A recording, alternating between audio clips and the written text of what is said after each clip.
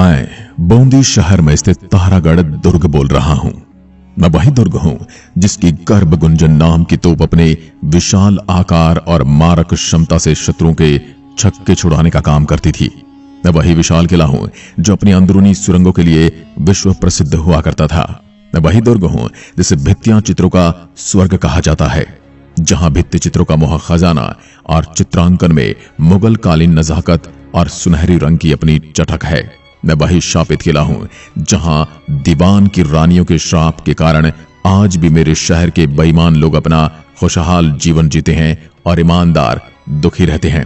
इसकी पूरी कहानी मैं आपको आगे बताने वाला हूं। मुझे राजस्थान का जिब्राल्टर भी कहा जाता है।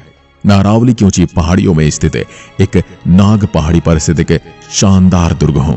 मेरी संरचना झील में तारे के समान दिखने के कारण मुझे तारागढ़ के नाम से जाना जाता है। मेरे शानदार महलों को इतिहासकार जेम्स टॉड ने भी सबसे सर्वश्रेष्ठ महलों की संज्ञा दी है। मेरे निर्माण और इतिहास की बात करूं तो इस दुर्ग का निर्माण राव बरसिंह बूंदी ने 1354 ईस्वी में मेवाड़, मालवा व गुजरात की ओर से संभावित आक्रमणों से बूंदी की रक्षा हेतु मेरा निर्माण करवाया था। लगभग 1426 फीट ऊंचे पर्वत शिखर पर निर्मित मैं 5 मील के क्षेत्र में फैला हुआ हूं। हाथी पोल, गणेश पोल तथा हजारी पोल मेरे किले के प्रमुख प्रवेश द्वार हैं। हाथी पोल के दोनों ओर 2 हाथियों की प्रतिमाएं महाराव रतन सिंह द्वारा स्थापित कराई गई थी। महाराणा क्षेत्र सिंह बूंदी विजय के प्रयासों में वीरगति को प्राप्त हुए थे। उनके पुत्र महाराणा लाखा काफी प्रयासों के बावजूद भी मेरे किले को अधिकार में न कर सके, अतः मिट्टी का नकली किला बनाकर ध्वस्त किया और अपनी प्रतिज्ञा पूरी की। लेकिन नकली किले की रक्षा के लिए भी मेरे हाड़ा राजाओं ने अपने प्राणों की बाजी लगा दी तथा हाड़ाओं की प्रशस्ति में कही गई उस उक्ति को चरितार्थ कर दिखाया। बाल हट बका देवड़ा, करतब बंका गौड़, हाड़ा बाका गाड़ में रण बंका राठौड़। मेरे किले के भीतर बने महल अपनी शिल्पकला और भित्ति चित्रों के कारण अद्वितीय हैं। इन महलों में छत्र महल, अनिरुद्ध महल, रतन महल, बादल महल और फूल महल प्रमुख हैं। रंग महल मेरे यहाँ के राजा शत्रुशाल ने बनवाया, जिसके भित्तियां चित्र बहुत सुंदर हैं तथा राजा उमेद सिंह ने एक चित्रशाला बनवाई थी जिसे भित्तियां चित्रों का स्वर्ग कहा जाता है।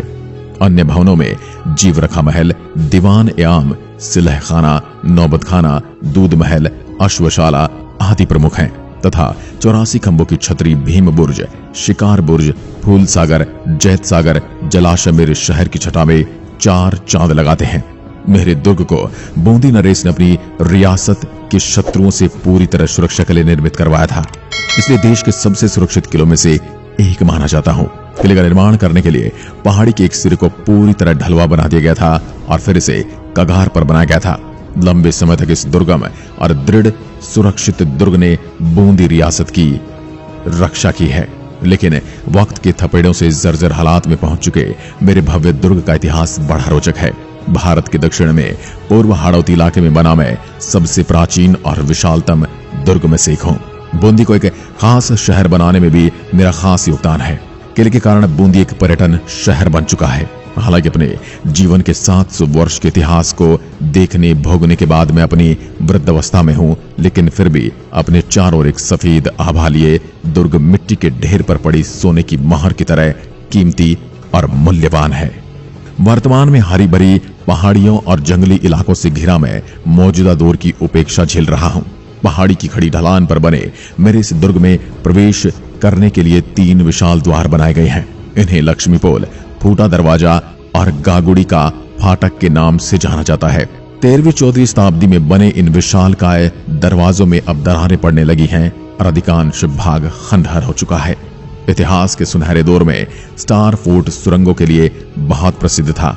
हालांकि अब ये सुरंगें बंद हो गई हैं और नक्शे के अभाव में इनकी खोज कर पाना अत्यंत जटिल काम है। मेरे किले की भीम बुर्ज पर रखी गर्भ गुंजन तोप अपने विशाल आकार और मारक क्षमता से शत्रुओं के छक्के छुड़ाने का कार्य करती है। अभी भी जब यह तोप यहां रखी हुई है, लेकिन वर्तमान में यह सिर्फ प्रदर्शन की वस्तु बनकर रह गई है। कहा जाता है तोप चलती थी तब इसकी भयावह गर्जना से उदर में झांकर हो जाती थी, इसलिए उसका नाम गर्भ गुंजन रखा गया। 16वीं सदी में यह तोप मेरे परिसर में कई बार गूंजी थी। भीम बुर्ज से अब बूंदी का शानदार विहंगम दृश्य देखा जा सकता है। साथ ही बूंदी के हर कोने से मेरे भीम बुर्ज पर रखी है तोप इतिहास की कहानी बयान करती गर्व से खड़ी दिखाई देती है। यहाँ का चौहानगढ़ विशाल जलाशय के कारण प्रसिद्ध है। इतनी ऊंचाई पर किले के परिसर में जलाशय होना दुर्ग की सुंदरता को बढ़ा देता है। यह उस समय अपनाई जाने वाली वाटर हार्वेस्टिंग प्रणाली का बहुत ही उम्दा उदाहरण है। इन जलाशयों में वर्षा का जल सिंचित रखा जाता था और संकट काल होने पर आम निवासियों की जरूरत के लिए पानी का उपयोग किया जाता था।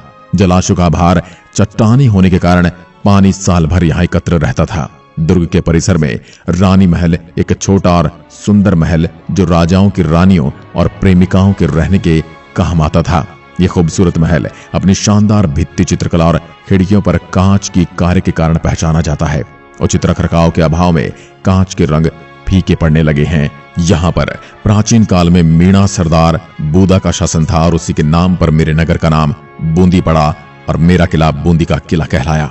मुझ पर हुए आक्रमणों की बात करूं तो इससे पहले यदि आप चैनल पर नए हैं तो वीडियो को शेयर और सब्सक्राइब जरूर कर लें। मुझ पर आक्रमणों की बात करूं तो महाराणा क्षेत्र सिंह बूंदी विजय करने के प्रयास में मारे गए थे।